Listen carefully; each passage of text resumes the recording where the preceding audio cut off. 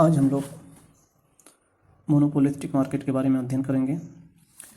एकाधिकारात्मक बाजार क्या है? एकाधिकारात्मक बाजार का सिद्धांत जो है एडवर्ड हेस्टिंग्स चैम्बरलिन साहब ने 1937 ईस्वी में दिया था। वो उसका एक प्रसिद्ध पुस्तक था the theory of monopolistic competition. उसी में इन्होंने इस सिद्धांत को दिया था, मोनोपोलिस्टिक मार्केट। इसमें क्या होता है, बड़ी संख्या में क्रेता और विक्रेता होता है और लेकिन पूर्ण प्रतिस्पर्धा बाजार से कम। इसमें क्या होता है, फर्म जो है मूल्य मेकर और मूल्य टेकर दोनों होता है। मूल्य धारण भी करता है और मूल्य का निर्माण भी करता है। और बाजार पे क्या होता है, आंशिक नियंत्रण होता है। और इसमें उपभोक्ता को क्या होता है, इस बाजार के जो वस्तु होते हैं उसका अपूर्ण ज्ञान होता है। और इस बाजार में जो वस्तु होता है, जो गुड्स होता है, उसका शेप, साइज, कलर, क्वांटिटी अलग अलग होता है। इसका जो मांग वक्र होता है, डिमांड वक्र होता है, वो इलास्टिसिटी मांग वक्र 1 से अधिक होता है और फ्लैटर होता है। यहाँ पे हम लोग देख रहे हैं मांग वक्र 1 से अधिक होता है, थोड़ा ऐसे होता है। इसमें फर्मों का प्रवेश और निकास पर प्रतिबंध नहीं होता है। कोई भी फर्म आसानी से प्रवेश कर सकता है इस बाजार में और निकल सकता है। इसमें क्या होता है कि कीमत को कम या अधिक करके अधिक लाभ कमाया जा सकता है। तो ये था इसका प्रॉपर्टीज, इस बाजार का मुख्य गुण था। अब हम देखते हैं इक्विलिब्रियम अंडर मोनोपोलिस्टिक मार्केट।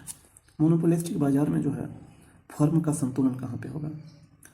तो यहाँ पे सबसे पहले हम लोग देखते हैं कि क्वांटिटी है 1, 2, 3, 4, 5। प्राइस इसका जो है दिया हुआ है, प्राइस कम हो रहा है। तो टोटल रेवेन्यू यहाँ पे क्या हो रहा है, बढ़ता है। मार्जिनल रेवेन्यू भी घट रहा है, एवरेज रेवेन्यू भी घट रहा है। एवरेज रेवेन्यू यहाँ पे मार्जिनल रेवेन्यू से ज़्यादा है। जब इसका हम लोग ग्राफ बनाते हैं तो एक्स अक्ष पे हम लोग आउटपुट को लेते हैं, वाई अक्ष पे एवरेज रेवेन्यू और मार्जिनल रेवेन्यू को लेते हैं। जब इसका हम लोग ग्राफ बनाते हैं तो ये एवरेज रेवेन्यू हो गया, ये मार्जिनल रेवेन्यू हो गया, जो एक्स अक्ष की ओर फ्लैटर है। और यहाँ पे क्या हुआ, एवरेज रेवेन्यू ज़्यादा है मार्जिनल रेवेन्यू से। यहाँ पे भी हम लोग निकाले हैं तो देख सकते हैं एवरेज रेवेन्यू शुरू में तो 5 था, इसके बाद धीरे धीरे ये ज़्यादा घटता है मार्जिनल रेवेन्यू, एवरेज रेवेन्यू कम घटता है। तो यहाँ पे जब हम लोग बनाए ग्राफ तो एवरेज रेवेन्यू ज़्यादा है मार्जिनल रेवेन्यू से। अब हम लोग देखते हैं equilibrium under monopolistic market. Monopolistic market में फर्म का संतुलन कहाँ पे होगा। तो वाई अक्ष पे हम लोग क्या ले लेते हैं, वाई अक्ष पे ये वाई अक्ष है, वाई अक्ष पे हम लोग मार्जिनल को रेवेन्यू और मार्जिनल कॉस्ट को लेंगे। ये मूल बिंदु 0 है।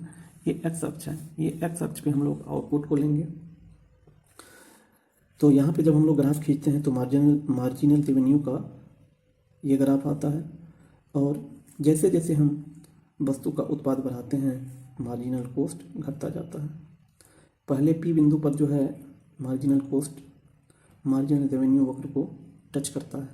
उपभोक्ता का संतुलन पी पर होना चाहिए, लेकिन एक बात यहाँ पे है कि उपभोक्ता पी बिंदु पर संतुलन में नहीं रहेगा, क्योंकि उपभोक्ता देखता है कि इससे अधिक यदि हम वस्तु बनाते हैं तो मार्जिनल कॉस्ट जो है हमको कम आ रहा है, लागत कम आ रहा है। तो उपभोक्ता क्या करेगा, और वस्तु का और सेवा का उत्पादन करेगा।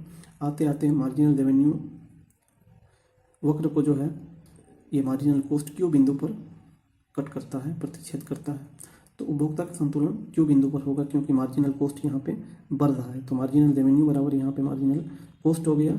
मार्जिनल कॉस्ट और marginal cost greater than marginal revenue. तो उपभोक्ता का संतुलन बिंदु ये क्यू होगा। उपभोक्ता का संतुलन बिंदु क्यू होगा। तो आज हम लोग मोनोपोलिस्टिक मार्केट का प्रॉपर्टीज गुण को देखें और दूसरा बिंदु हम लोग देखें मोनोपोलिस्टिक मार्केट में उपभोक्ता का संतुलन को देखें। इस 2 बात को देखें। तो आज के लिए इतना ही। जय हिंद।